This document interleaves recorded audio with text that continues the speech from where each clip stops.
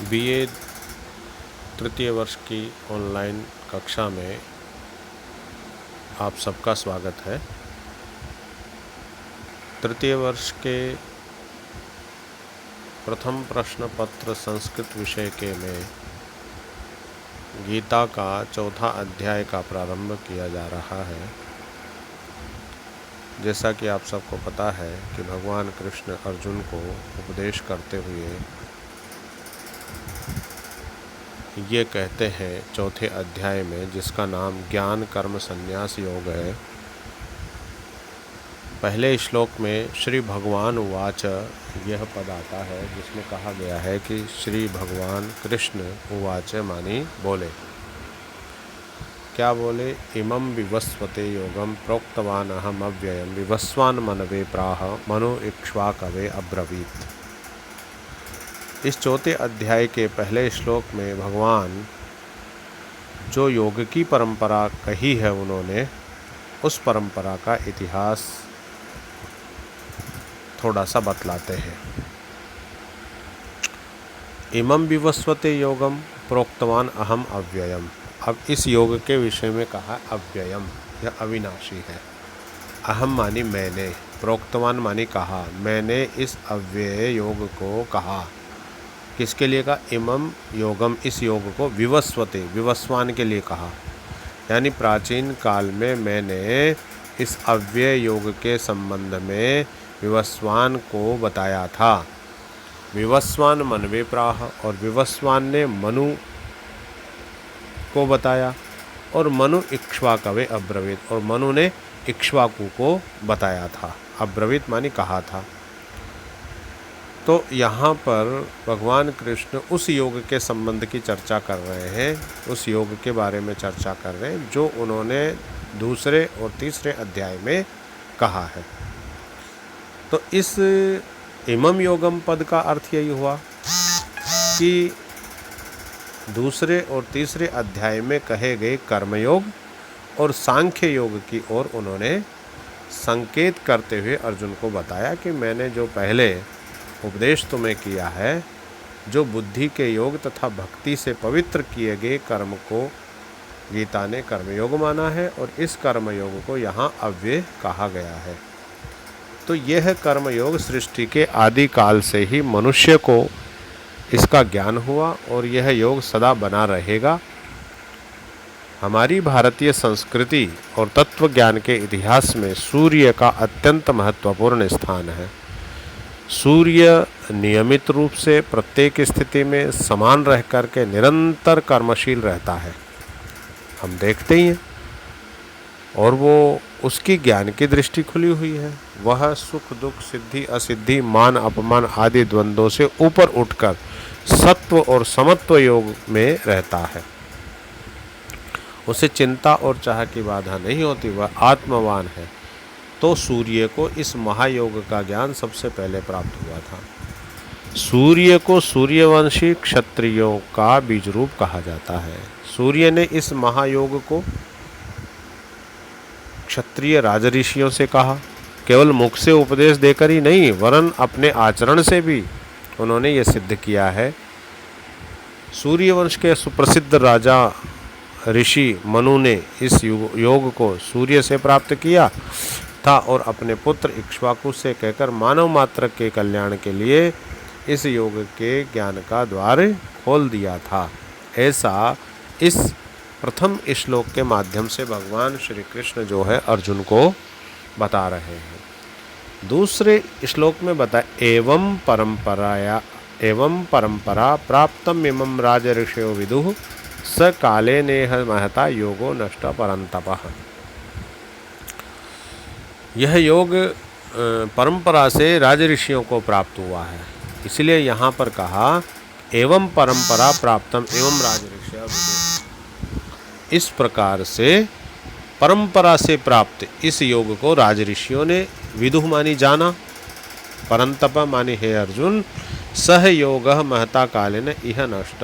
वह योग जो राज ऋषियों को बताया गया था, कुछ काल के लिए वह बीच में नष्ट हो गया था। तो प्राचीन इतिहास से ये बात स्पष्ट है, भगवान कृष्ण जैसा बता रहे हैं कि राजा लोग धर्म को धारण करने वाले हुआ करते थे, जैसे पृथु, भरत, हरिश्चंद्र, दिलीप, भगीरथ, रघु, दशरथ, राम, जनक, युधिष्ठिर, परीक्षित, अशोक, विक्रमादित्य आदि राजाओं ने धर्म को धारण करके ही चक्रवर्ती शासन किया था। तो ये लोग भारत के राजऋषि सदैव ब्रह्म तंत्र के अनुशासन में रहते थे, परमात्मा के अनुशासन में रहते थे। सत्यनिष्ठ, तपस्वी, ब्रह्मज्ञानी, वशिष्ठ, व्यास आदि गुरु रूप से समयानुकूल नीति और न्याय का उपयुक्त मार्ग निर्माण करते थे और उस राजमार्ग पर चलकर राष्ट्रपति प्रजाओं का सब प्रकार पालन करने वाले हुआ करते थे। तीसरे श्लोक में कहा, स एवायम मया ते अद्य योगः प्रोक्त पुरातनः भक्तोसी में सखा चेति रहस्यम यत्तुत्तमम्। अब जब जन समाज कर्मयोग से कर्म से जब विमुख हो जाता है या इस कर्म योग या कर्म मार्ग को विस्मृत कर जाता है, तब महापुरुष उस कर्म मार्ग को बतलाने के लिए पुनः इस पृथ्वी पर किसी न किसी महापुरुष के रूप में अवतरित होकर उस जो टूट गई थी कड़ी उसको पुनः जोड़ते हैं, यानी बताते हैं, उपदेश करते हैं।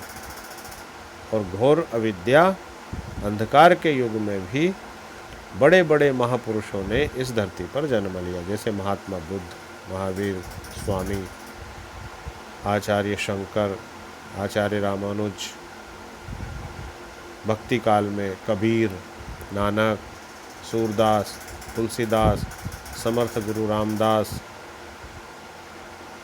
महर्षि स्वामी दयानंद सरस्वती, रामकृष्ण परमहंस, विवेकानंद आदि महापुरुषों ने इसी महाकार्य की यथाशक्ति पूर्ति की है।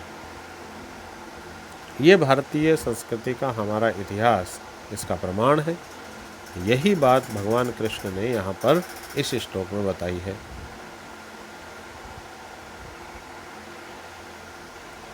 तो जो कड़ी टूट गई थी, जो जिस योग का बीच में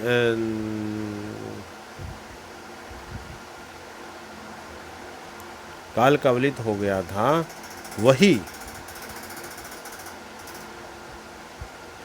वही पुरातन योग जो है, एवं परंपरा प्राप्तम स एव अयम मया ते अद्य योगः प्रोक्त पुरातन। पुरातन है प्राचीन, वह योग ते मानी तेरे लिए, अद्य मानी आज, मया मानी मेरे द्वारा, स एव अयम वह ही यह, यानी वह ही योग, उसी योग के बारे में तुम्हारे लिए प्रोक्तः मैंने कहा है।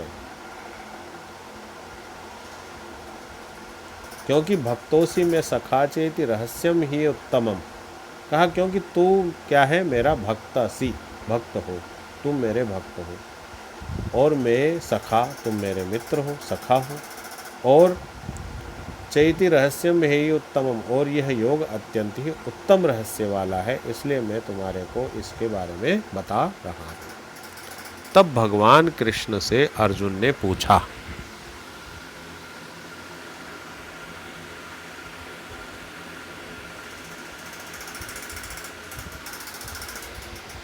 अर्जुन उवाच, अर्जुन ने पूछा, अपरम भवतो जन्म परम जन्म विवस्वतः कथम एतद् विजानीयाम त्वम् आदौ प्रोक्तवान् इति।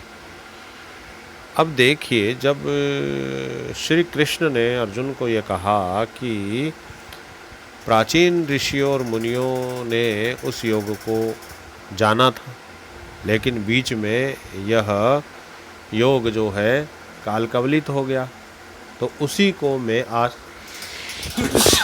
पुनः बता रहा हूँ। तो एक प्रश्न उसके मन में उठा कि अपरम भवतो जन्म, पहले तुम्हारा जन्म, बाद में मेरा जन्म, और फिर विवस्वत का जन्म, विवस्वान का जन्म पहले और आपका जन्म पीछे हुआ, कथम एतत्, ये कैसे जान लूँ मैं, त्वम् आदौ प्रोक्तवान् इति, और तुम ही पहले इस योग को कहने वाले थे। इस प्रश्न के उत्तर में श्री भगवान उवाच, श्री कृष्ण ने कहा, बहूनि मे व्यतीतानि जन्मानि तव चार्जुना तानि हम वेद सर्वाणि न त्वं वेत्थ परम तप। इस श्लोक के माध्यम से भगवान कृष्ण कहते हैं, बहूनि मे व्यतीतानि जन्मानि तव च अर्जुन, हे अर्जुन तुम्हारे भी बहुत सारे जन्म हुए हैं और मेरे भी बहुत सारे जन्म हुए हैं, लेकिन तानि अहम वेद, उन सब को मैं जानता हूँ। तुम्हारे जन्मों के बारे में मैं जानता हूँ और मेरे जन्मों के बारे में जानता हूँ, लेकिन न त्वं वेत्थ परम तप, लेकिन हे अर्जुन तुम उन सब के बारे में नहीं जानते हो। तो यहाँ पर भगवान श्री कृष्ण अर्जुन को संबोधित करते हुए कहते हैं कि अर्जुना मानी हे अर्जुन, मैं चेतव जन्मानि बहुनी व्यतीतानि, मेरे और तेरे बहुत से जन्म व्यतीत हो चुके हैं, यानी बहुत सारे जन्म हो चुके हैं। हे परम तप मानी हे परम तप, तानि सर्वाणि अहम, उन सब को तू नहीं जानता, वेद त्वम न वेत्थ, उन सब को तू नहीं जानता मैं जानता हूँ। ऐसा भगवान श्री कृष्ण अर्जुन को कहते हैं।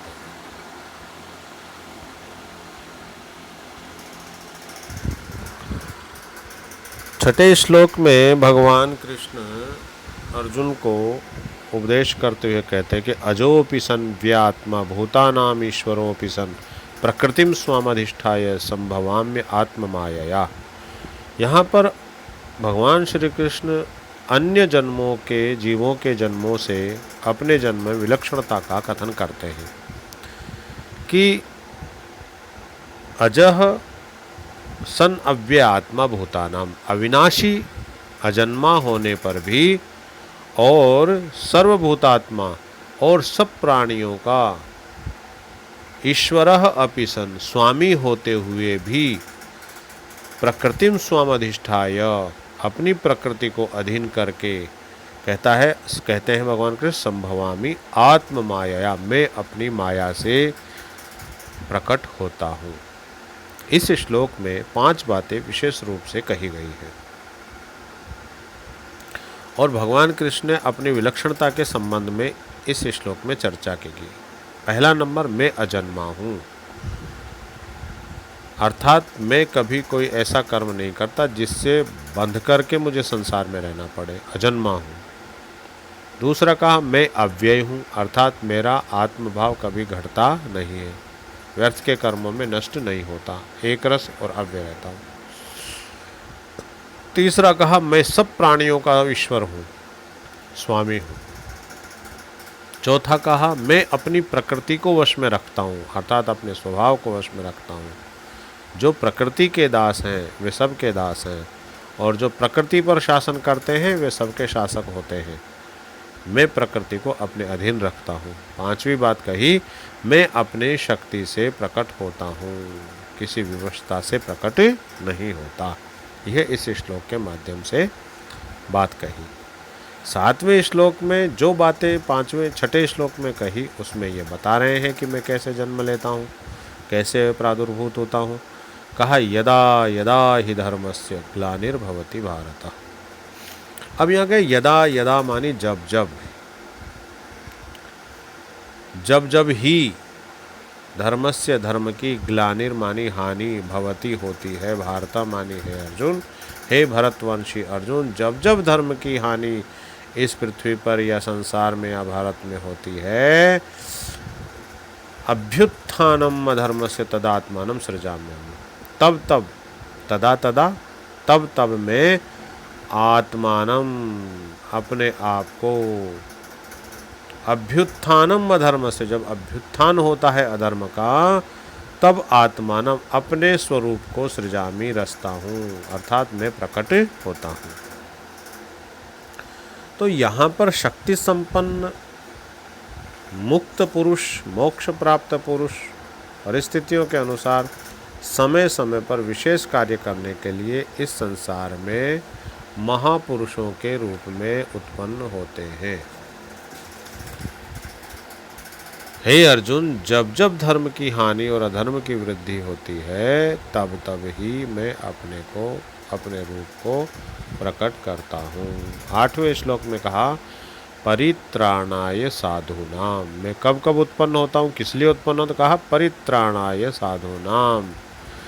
जो सज्जन पुरुष हैं, जो विद्यावान पुरुष हैं, जो ज्ञानी पुरुष हैं, उनके परित्राणाय माने रक्षा के लिए, उनके उद्धार के लिए, साधु पुरुषों के उद्धार के लिए, और विनाशाय च दुष्कृतम च मानी और दुष्कृताम, जो दुष्ट हैं ऐसे व्यक्तियों के, ऐसे पुरुषों के, ऐसे मनुष्यों के विनाश के लिए मैं, और धर्म संस्थापनार्थाय, और धर्म की स्थापना के लिए, संभवामि युगे युगे, मैं प्रत्येक युग में किसी न किसी रूप में उत्पन्न होता हूँ। ऐसा भगवान कृष्ण अर्जुन को संबोधित करते कहते। तो 3 बातें यहाँ पर बताई। कहा एक तो साधु पुरुषों की रक्षा के लिए, उनकी उत्थान के लिए, उनके उद्धार के लिए, और विनाशाय जो दुष्कृत लोग हैं, दुष्ट लोग हैं, उनके विनाश के लिए, और तीसरी बात बताई धर्म की स्थापना के लिए मैं संसार में किसी न किसी रूप में अवतरित होता हूँ। जैसे किसी काल में श्री राम के रूप में, किसी काल में श्री कृष्ण के रूप में, किसी काल में दयानंद के रूप में, किसी काल में कबीर के रूप में, किसी काल में जो है तुलसीदास, नानक आदि आदि के रूप में सदा मैं उत्पन्न हुआ हूँ। प्रिय विद्यार्थियों, भगवान कृष्ण के ये 2 श्लोक अत्यंत प्रसिद्ध श्लोक हैं। जब आपने कभी महाभारत सीरियल देखा होगा तो उसमें भी इन दोनों श्लोकों का उल्लेख होता है। इसलिए भगवान कृष्ण का ये उपदेश बहुत ही सरल भाषा में है। आप सबको इसके बारे में जानना चाहिए। बहुत बहुत धन्यवाद। आज की क्लास यहीं पर समाप्त होती है।